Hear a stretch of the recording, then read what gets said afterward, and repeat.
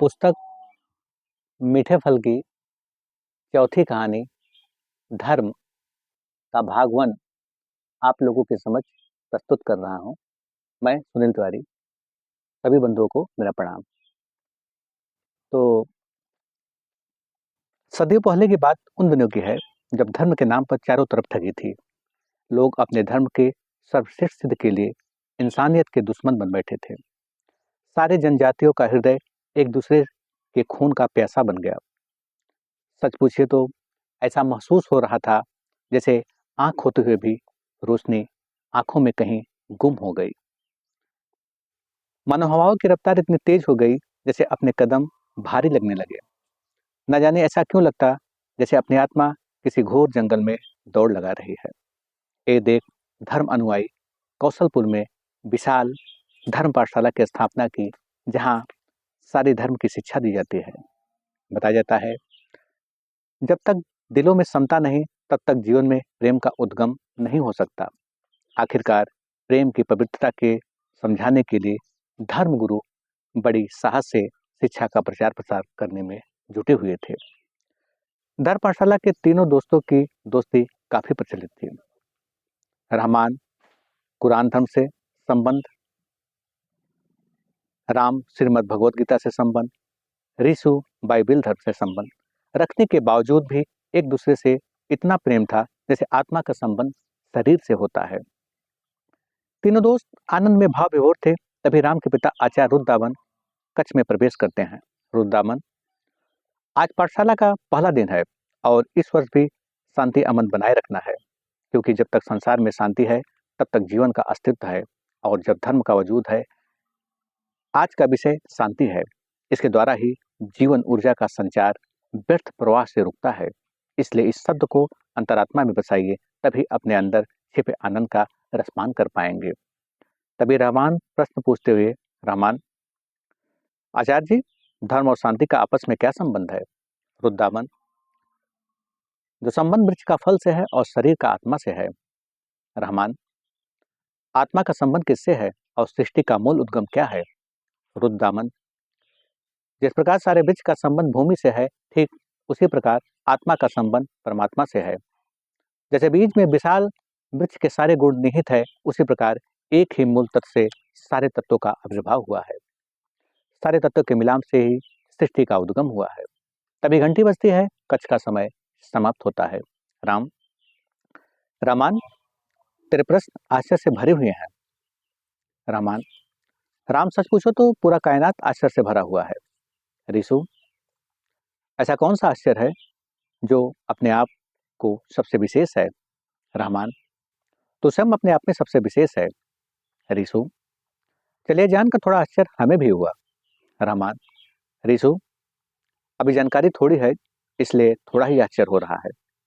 तभी राजा चंद्रवीर के सिपाही फरमान जारी करते हैं, सैनिक, हमारे महाराज का फरमान है, कल सारे प्रजागण धर्मपुरी में पहुंचे। आपको जानना जरूरी है कि धर्म का अपमान करने वाले का अंजाम क्या होता है। इतना कहते हुए सैनिकगढ़ चले जाते हैं। राम, ऐसा क्या हुआ जो धर्म से संबंधित है? रहमान, ये तो कल ही पता चलेगा। ऋषु, अभी तो दोपहर बाकी है, जो भी सोचना हो धर्मपुरी में सोचना। आखिरकार किसी तरह प्रजागण रात बिताती है। सुबह की पहली किरण निकलते ही सभी लोग धर्मपुरी में एकत्रित होते हैं। हिंदू राजा चंद्रसेन रानी दिव्या अपने रथ में सवार हो सीधे अपने पुरी में पहुंचते हैं, और थोड़ी ही देर में मुस्लिम राजा हजरत भी अपने रानी नूर के साथ पहुंचते हैं। तभी मुस्लिम हिंदू लड़का वीर मुस्लिम लड़की खुशी को पेश किया जाता है। चंद्रसेन, तो हिंदू होकर भी एक मुसलमान लड़के से मोहब्बत करने की जो गुस्ताखी किया है, इसकी सजा मौत है। वीर, राजन, खुशी के साथ 1000 मौत भी मिले तो मैं अपने आप को सौभाग्यवान समझूंगा। चंद्रसेन, तू एक लड़की के लिए अपने हिंदू धर्म का अपमान कर रहा है। वीर, अगर मोहब्बत करना धर्म का अपमान है तो मुझे ही धर्म से मुक्त कर दीजिए। हजरत, ए लड़की, तुझे अपना जीवन प्यारा है तो भूल जा इसे, तेरी सजा हम माफ कर देंगे। खुशी, मेरे लिए आपकी माफी ही सबसे बड़ी सजा होगी। हजरत, तो ठीक है, इन्हें मृत्यु दे दी जाए। तभी जनता से आवाज आती है, हाँ हाँ, इन्हें मृत्यु दे दिया जाए। दिव्या, अब देर किस बात की, जनता के अरमान को पूरा करिए। नूर, हाँ रानी दिव्या, ठीक कर रही हो। इन्हें ऐसे सजा दी जाए कि मोहब्बत करने से पहले लोग 1000 बार सोचें। चंदसेन, इन्हें न्याय जंजीर से तब तक बांध दिया जाए जब तक कि इनकी मौत न हो जाए। आखिर सजा सजा दे ही दिया जाता है। समय बीतता गया, प्यास से व्याकुल मोहब्बत के फरिश्ते तड़प रहे थे। उसी दौरान वीर अपनी मासूका की तरफ देख, वीर, खुशी, कहाँ है ईश्वर जो ऐसी नाइंसाफी को देख रहा है? क्यों नहीं मुझे इस जंजीर से आजाद कर देता? मैं अपने मोहब्बत को इस तरह खत्म होता हुआ नहीं देख पा रहा हूँ। खुशी, वीर, छोड़ो इन सब बातों को, सिर्फ मेरे आंखों में देखो। तुम्हें किसी बात की अब शिकायत नहीं होनी चाहिए। अंततः इसी तरह समय बीतता गया। धीरे धीरे वे मृत्यु के आगेश में जा रहे थे। उस सुबह राजा चंद्रसेन स्वतः मिलने के लिए वहां पहुंच गए। चंद्रसेन, कहिए अब क्या हाल है? वीर, आपको धन्यवाद, मुझे जन्नत नसीब हुआ। चंद्रसेन, अभी मोहब्बत का भूत ठीक तरह से उतरा नहीं। खुशी, राजन, आपको नहीं दिख रहा है? इन फूलों का खुशबू धीरे धीरे हवाओं में बिखर रहा है। चंद्रसेन, मुझे तो सिर्फ तेरा मृत्यु दिखाई दे रहा है। वीर, राजन, अब ये प्राण मेरा नहीं रहा। मेरा अंत तो उसी दिन हो गया जिस दिन हम प्रेम के आगोश में समा गए। आखिरकार राजन झल्लाते हुए वहां से चले जाते हैं। ए देख राम, रहमान और रिसु उस रात सबकी नजर से बचते हुए पानी का घड़ा लेकर वीर के पास पहुंचते हैं। राम, वीर, अपने प्यास बुझाओ। मुस्कुराते हुए खुशी, खुदा ने अपने बंदे को आखिरकार भेज ही दिया। इतना कहते हुए जो ही अपने प्यास बुझाता है उसी दौरान दोनों एक दूसरे को देखते देखते दम तोड़ देते हैं। रहमान, मित्र, इनकी सांसें थम गई। रिसु, अब देर मत करो, चलिए यहाँ से, वरना अंजाम बुरा होगा। सबके सब अपने आंसू पोंछते हुए वहां से चले जाते हैं। अगली सुबह सब के सब पाठशाला पहुंचते हैं। तभी थोड़ी देर में रहमान के पिता आचार्य हमीर कक्ष में प्रवेश करते हैं। हमीर, आज पाठशाला का दूसरा दिन है, इसलिए आज का दिन आप लोगों के अनुसार क्या होना चाहिए? राम, आचार्य जी, धर्म और प्रेम में क्या संबंध है? क्या प्रेम धर्म के लिए बाधक है?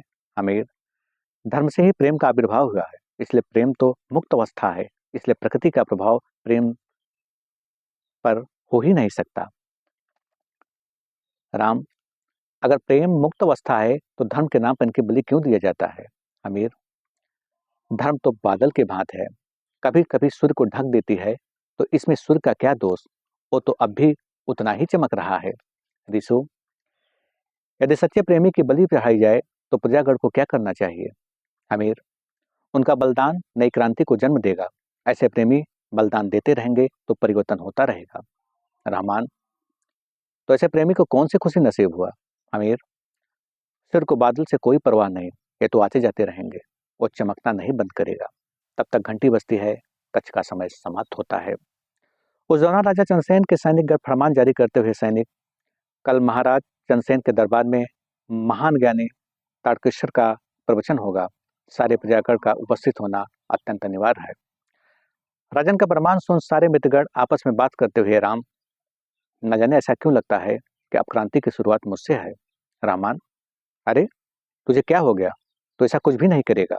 रिसु, तुझे क्रांति का शौक कब से हो गया? राम, जब से वीर मेरे सपनों में आता है। इतना कहते हुए राम वहां से चला जाता है और बड़ी बेसब्री से सुबह का इंतजार करता है। उसे देख ऐसा लगता कि सुबह की पहली किरण उसका इंतजार कर रहा हो। आखिरकार वो समय आ ही जाता है। दरबार में सब के सब मौजूद होते हैं। महान ज्ञानी तर्केश्वर प्रवचन देते हुए, तर्केश्वर, ज्ञान क्या है? इसका मूल तो अज्ञात है। जिस प्रकार प्रत्येक फल में उसका मूल तत्व बीज मौजूद है, ठीक उसी प्रकार सब में परमात्मा रूपी बीज मौजूद है। उसे जानना ही ज्ञान है। संपूर्ण सृष्टि इसी बीज में निहित है। अब प्रश्न उठता है कि उसे जाना कैसे जाए? बीज प्रकृति के संयोग से स्वयं को खोकर विशाल वृक्ष के रूप में प्रकट होता है। ठीक उसी प्रकार परमात्मा रूपी बीज का जब लय होता है तो संपूर्ण सृष्टि का निर्माण होता है। तभी राम प्रश्न करता हुआ, राम, आचार्य, धर्म व ज्ञान में क्या संबंध है?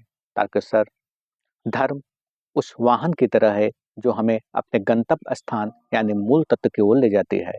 राम, यदि किसी अंधे व्यक्ति को वाहन दे दिया जाए तो तारकेश्वर, तो निश्चित है वो दुर्घटना का शिकार हो ही जाएगा। राम, किसी अंधे व्यक्ति ने मेरे दोस्त वीर का अंत कर दिया।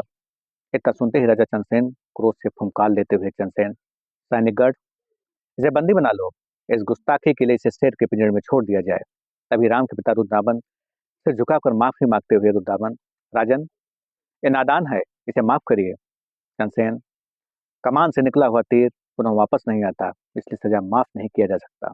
तभी रोती हुई राम की माता शत्रुपा, राजन, इसके बदले सजा मुझे दे दिया जाए। चंद्रसेन, ये भी नहीं हो सकता। उसी दौरान राजन हजरत की तरफ देखते हुए, शत्रुपा, अब आप ही हैं, हमारी आखिरी उम्मीद, मेरे बेटे पर दया करिए। हजरत, ये माफी लायक नहीं है। यदि इसे माफ किया गया तो ये हमारी गलती होगी। अंत राम को बंदी बना लिया जाता है। उसी रात उसके दोस्त कारागार में छिपते छिपाते पहुंच ही जाते हैं। रहमान, मित्र, तूने क्या किया? राम, मित्र, मुझे बड़े बेसब्री से इंतजार है उस घड़ी का जिस वक्त मुझे शेर के पिंजरे में छोड़ा जाएगा। रिसु, ये तू बाकी बाकी बातें मत कर। राम, मेरे आंखों के प्रसोद की ज्वाला जो जल रही है, ऐसे हजारों राजा के अरमान जल के राख हो जाएंगे। रहमान, तुझे नहीं पता कल तू मौत से युद्ध करने जा रहा है? राम, मौत तो एक दिन होनी ही है, क्यों न मौका मिला है तो सामना कर लिया जाए। उसके बाद सुन रिसु की आंखें नम हो जाती है। ये देख राम, रिसु, तू तो बहादुर है, इस तरह आंसू बहाकर अपनी कमजोरी मत सिद्ध कर, वरना मैं कमजोर पड़ जाऊंगा। तत्पश्चात आंसू पोंछते हुए वहां से चले जाते हैं। अगली सुबह सूर्य की अनुपम किरणें अपनी समा बिखरते हुए उसी दौरान सैनिकगण राम को राजा चंद्रसेन के दरबार में पेश करते हैं। राजन उसे देख आखिरी इच्छा पूछते हुए, चंद्रसेन, यदि तुम्हारी कोई आखिरी इच्छा हो तो उसे हम निसंकोच पूरा करेंगे। राम, एक ही इच्छा है, आपके सामने इसी तरह पुनः खड़ा होने की। चंद्रसेन, ले जाओ इसे। पूरी जनता नम आंखों से राम को देख रही थी। उसी दौरान नवाब हजरत की बेटी सिया राम को रोकते हुए, सिया, अब भी वक्त है, कोई दूसरा सजा मांग लो, शायद राजन को तुम पर दया आ जाए। राम, दया तो मुझे इन पर आ रही है, जब मैं इनके सामने पुनः आऊंगा तो क्या जवाब देंगे। इतना कहते राम आगे बढ़ता है। तभी सैनिक उसके बंधन को खोलकर उसे भाला दे दिया जाता है। सैनिक, जाओ अपनी वीरता सिद्ध करो। आखिरकार भयंकर युद्ध छिड़ जाता है। खून से लथपथ राम अंत शेर को मारकर बाहर निकलता है। चारों तरफ उसकी जय जयकार होने लगती है। भाला फेंक जोर से चिल्लाते हुए राम, राजन, आपकी पहली हार है। इतना कहते वहां से चला जाता है। क्रोध में तमतमते हुए राजा चंद्रसेन, मेरे मित्र, राम का कटा हुआ सिर इन कदमों में होना चाहिए। हजरत, धैर्य रखिए मेरे मित्र, जल्द ही अरमान पूरा होगा। चंद्रसेन, उसका शब्द मेरे हृदय को बेध रही है। तभी सेनापति खटक सांत्वना देते हुए, राजन, 3 दिन बाद ही तो मौत का खेल शुरू होने वाला है। कई दिवसों के वीर अपना रण कौशल दिखाएंगे। मैं राम को आमंत्रण दूंगा, वो पीछे नहीं हटेगा। उस दौरान ही उसका गर्दन काट आपके चरणों में भेंट दूंगा। मंत्री आयरमा, मेरे हिसाब से सेनापति का सुझाव ठीक ही है। चंद्रसेन, मुझे बड़े बेसब्री से उस दिन का इंतजार रहेगा। उनकी बात सुन सिया इस कदर परेशान हो गई, मानो रेत में वर्षा की बूंदें टपक रही हो। किसी तरह सबकी नजरों से ओझल हो सीधे धन पाठशाला पहुंचती है। उसे देख रिसु के पिता प्रोफेसर एंथोनी कक्ष से बाहर निकल, एंथोनी, राजकुमारी, आप यहाँ, कहिए क्या बात है? सिया, मुझे राम से मिलना है। एंथोनी, आप थोड़ा इंतजार करिए, कक्ष का समय समाप्त ही होने वाला है। सिया, ठीक है। प्रोफेसर पुनः कक्ष में पहुंच एंथोनी, सारे सभी धर्म एक ही मूल तत्व को परिभाषित करते हैं, जिससे पूरी कायनात की उत्पत्ति हुई है। इसलिए कोई भी धर्म को हो वो बड़ा व छोटा नहीं है, सभी धर्म समान है। राम, तो धर्म के प्रति इतनी विषमता क्यों है? एंथोनी, एक बगीचे में 3 आम के वृक्ष हैं। जब बंटवारा हुआ तो तीनों भाई एक एक वृक्ष ले लिए, तो क्या उस वृक्ष में या उसके फल में कोई परिवर्तन हो गया? नहीं। सच पूछिए तो हम धारणाओं में जकड़ते चले जा रहे हैं। तब तक कक्ष का समय समाप्त होता है। राम बाहर निकलते ही राजकुमारी शिवा को देख, राम, राजकुमारी, आप यहाँ? सिया, राजा चंद्रसेन तुम्हें मार डालने की योजना बना रहे हैं। इतना ध्यान देना सेनापति खशटक तुम्हें चुनौती देगा, पर तुम्हें युद्ध नहीं करना है। राम, ऐ राजन की दूसरी हार होगी। रहमान, राम, अब तुम पुनः गलती करने जा रहे हो। ऋषु, अब तुम ऐसा कुछ भी नहीं करोगे। राम, मैं राजन की आंखों में वही हार पुनः देखना चाहता हूँ। रहमान, आखिर ऐसा करके तुम क्या सिद्ध करना चाहते हो। राम, यही कि भय का अंत उसी दिन हो गया जिस दिन मृत्यु मेरे सामने खड़ी थी। सिया, तुम्हें नहीं मालूम सेनापति खशटक से कुशल तलवारबाज तो कोई है ही नहीं, तुम उसके सामने कुछ भी नहीं हो। राम, ऐसे वीर से युद्ध करने में ही तो वीर की शोभा है। सिया, इतना याद रखना, यदि तुम्हें कुछ हो गया तो दूसरा कटा हुआ सिर मेरा होगा। तुम मेरे आंखों के नूर हो। इतना कहते हुए राजकुमारी वहां से चली जाती है। रहमान, तो उसे समझदार तो राजकुमारी सिया है, उसे भी तुम्हारी फिक्र है। कम से कम हम सबका भी तो ध्यान दो। शिशु, अब समझाने का कोई फायदा नहीं, अब इसे आचार्य ही समझाएंगे। राम, मुझे समझाने की कोई जरूरत नहीं है, अपने राजा को समझाओ, कहीं इस बार ही की हार उसे अंधा न बना दे। उसके बाद पास खड़े आचार्य रुद्रामन के कानों तक पहुंच जाती है। राम के पास पहुंच समझाते हुए रुद्रामन, राम, आखिर राजन से तुम्हारी कौन सी सी दुश्मनी है। राम, दुश्मनी की शुरुआत तो राजन ने ही शुरू की है और खत्म भी तो उन्हें ही करना होगा। रुद्रामन, यह तो मैं पूछता हूँ, चाहता हूँ कि कैसी दुश्मनी है। राम, पिताजी, ये तो राजन ही बता सकते हैं। इतना कहते हुए राम वहां से चला जाता है। अपनी तलवार ले अकेले ही एक वृक्ष पर बार बार वार करने लगा। ये देख उसकी माँ उसके पास पहुंचती है। शत्रुपा, क्या हुआ बेटा, इस वृक्ष पर अनेकों वार करने का क्या मतलब है। राम, ये वार राजन के ऊपर है जिसकी आजमाइश कर रहा हूँ। शत्रुपा, मैं कुछ समझी नहीं। राम, माँ, कल सेनापति खशटक मुझे चुनौती देगा। शत्रुपा, तू उससे युद्ध करेगा, तुझे वहां जाने की कोई जरूरत नहीं है। राम, इसे समझाने की कोई जरूरत नहीं, समझना ही है तो स्वयं को समझाओ। इतना कहते हुए उसके पिता अपने कक्ष में चले जाते हैं। राम इस तरह बेबस था मानो समय रुक सा गया हो। धीरे धीरे रात बीतता है।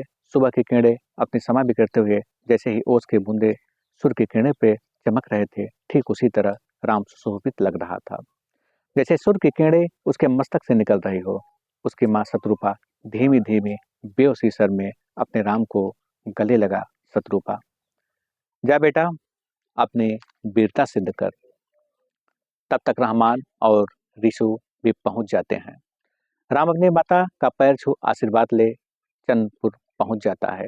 घोड़ों की टप टप की आवाज वीर व्यक्ति के लिए संगीत के समान होती है। अपने उस से नीचे उतर जमी को चूमता है। उसी दौरान खशटक बार बार चुनौती दे रहा था। खशटक, राम, चल उठा अपनी तलवार और सिद्ध कर अपनी वीरता। चारों तरफ जनता चंद्रशेर की जय जयकार कर रही थी। उसी दौरान राजन की तरफ शांत नजरों से देखते हुए मुस्कुराते हुए अपनी तलवार उठा युद्ध का आगाज करते हैं। अंत भयंकर युद्ध छिड़ जाता है। उसी दौरान उन्हें देख ऐसा लगता जैसे तो शेर आपस में युद्ध कर रहे हों। तलवार की तीखी आवाज से जनता स्तब्ध थी। राम की तेजी इतनी बढ़ गई कि खशटक का तलवार टूट कर गिर गया। राजन, चंद्रशेर की तरफ देख राम चिल्लाते हुए, राम, राजन, ये आपकी दूसरी हार है। इतना सुनते ही राजन अपनी तलवार ले राम की तरफ दौड़ता है। यह देख राजकुमारी सिया उसके सामने आ जाती है। सिया, रुक जाओ राजन, अपनी तलवार की प्यास बुझाने के लिए पहले मेरा गला काटना पड़ेगा। उसके बाद सुन नवाब हजरत बड़े क्रोध में चिल्लाते हुए, हजरत, यदि तू मेरी बेटी न होती तो इस दुस्साहत का सजा मौत होता। सिया, मुझे मौत से नहीं बल्कि नासमझी से डर है। चंद्रसेन, नासमझ तो तुम हो, इस दुष्ट का साथ दे रही हो। सिया, राजन, जरा आप ही सोचिए कि विजयी वीर को क्या मौत उपहार दिया जाता है। चंद्रसेन, लेकिन भरी सभा में इसने जो अपमान किया। सिया, इसने जो कहा वो सच ही कहा। यदि सच अपमान लग रहा है तो इसकी तरफ से मैं माफी मांगता हूँ। अंतराजन का क्रोध शांत हो जाता है। राम जो है अपने अस्त्र की तरफ बढ़ता है। उसी दौरान राजकुमारी धीरे से, सिया, सुंदरम झील के पास मैं तुम्हारा इंतजार करूंगी।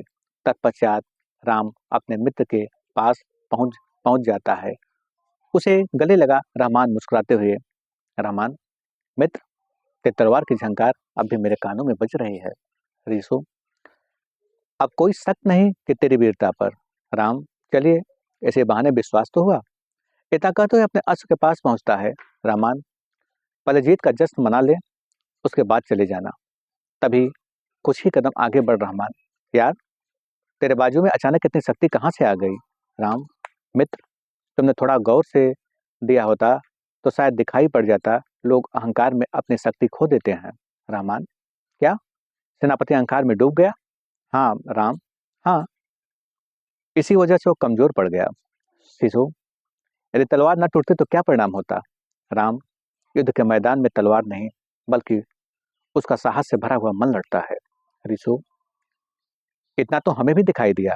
रहमान, चल, जीत की खुशी के मौके पर थोड़ा इन वादियों में टहल लिया जाए।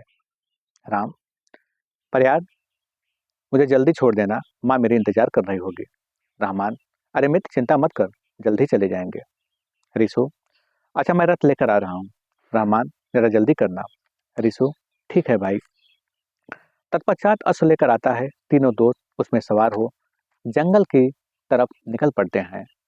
भरी वादियों का लुत्फ उठा रहे थे। वहीं पास पड़े पत्थर की सीले पर बैठ आनंद में ऐसे भाव विभोर थे मानो जैसे मन के दर्पण में चांद नजर आ रहा हो। तभी मुस्कुराते हुए ऋषु, यार, मुझे लगता है कुछ तो तुम छुपा रहे हो। राम, मुझे तो ऐसा नहीं लगता। ऋषु, रामान, जरा तू याद करो क्षण जब धरती का मिलन चांद से हो रहा था। राम, पहेलियां मत बुझा, जो भी हो साफ साफ कहिए। ऋषु, तो जरा ये बता कि राजकुमारी की नजर तुमसे क्या कह रही थी? राम, चलो, अच्छा हुआ तूने याद तो दिला दिया। रामान, कहीं प्रेम का आगाज तो नहीं हो गया? राम, मालूम नहीं, ये तो राजकुमारी ही जाने। रहमान, वैसे जाना कहाँ होगा? राम, सुंदरम झील के पास। रहमान, वैसे राजकुमारी के बुलाने का प्रयोजन क्या है? राम, ये तो जाने पर ही पता चलेगा। ऋषु, तो वक्त मत बिता, तुझे वहां पहुंचना चाहिए। राम, माँ से मिलने के बाद वहीं जाएंगे। उसी दौरान मायूस सेनापति खष्टक उन वादियों में टहलते हुए सम को कोस रहा था। अपने मन ही मन में बातें करता हुआ खष्टक, मेरे वीरता पर लोगों को संदेह हो रहा है। आज मैं सम से आंखें नहीं मिला पा रहा हूँ। जब तक इस हार का जवाब नहीं देंगे तब तक मुझे चैन नहीं। ये सोचते हुए आगे बढ़ रहा था, तभी राम से उसके पुनः सामना हो जाती है। क्रोध में राम की तरफ देखता हुआ, कहिए सेनापति, इस तरह से जंगल में ठहरने का क्या प्रयोजन है? खष्टक, क्यों, क्या करोगे जानकर? ये तो मेरी मर्जी है, जहां अच्छा लगेगा वहां जाएंगे। ऋषु, राम, तुझे नहीं मालूम, सेनापति अपने मन को हल्का करने आए हैं। खष्टक, अपनी जबान पर लगाम दे वरना अंजाम बुरा होगा। राम, एक बार क्रोध का परिणाम मिल चुका है। खष्टक, फर्क मना तलवार टूट गई वरना अंजाम कुछ और होता। राम, हाँ, ठीक ही कहते हो, वरना तलवार की जगह गर्दन कट जाता। उस क्षण वो क्रोध में पुनः अपनी तलवार निकाल लेता है। राम, सब करिए, हम पुनः सामने होंगे। खष्टक, अभी तो मैं जा रहा हूँ, पर मेरी परछाई तेरा पीछा नहीं छोड़ेगी। राम, चलिए, अच्छा हुआ कम से कम आपकी परछाई किसी काम तो आया। रामान, राम छोड़ो, सूखे नदी के पास जाने का कोई मतलब नहीं निकलता। ऋषु, रामान, ठीक ही बयां कर रहा है। तत्पश्चात क्रोध में झल्लाते हुए सेनापति खष्टक वहां से चला जाता है। रामान, इसे शायद पता नहीं इसका दिन खराब चल रहा है। ऋषु, आज तो कुछ ज्यादा ही खराब हो गया। राम, छोड़ो इन सब बातों को, अब हमें चलना चाहिए। माँ मेरी राह देख रही होंगे। इतना कहते हुए अपने अश्व पर सवार हो चला जाता है और थोड़ी ही देर में अपने घर पहुंच जाता है। अपने माँ की को उसी स्थान पर खड़े देख राम, माँ, अभी तक आप यहीं खड़े इंतजार कर रही हो? शत्रुपा, हाँ बेटा, बार बार हृदय आवेग से धड़क रहा था। राम, आपका आशीर्वाद ही हमारा रक्षा कवच है, भला इस कवच को भेद पाना नामुमकिन है। शत्रुपा, चलिए अपने कक्ष में आराम करिए। राम, माँ, कोई इंतजार कर रहा है, मुझे जाना होगा। तत्पश्चात अपने घोड़े पर सवार हो सीधे सुंदरम झील की तरफ निकल पड़ता है और थोड़ी ही देर में गंतव्य स्थान पर पहुंच जाता है। अब इसके अगले का भाग आप लोगों को भाग 2 में मिलेगा।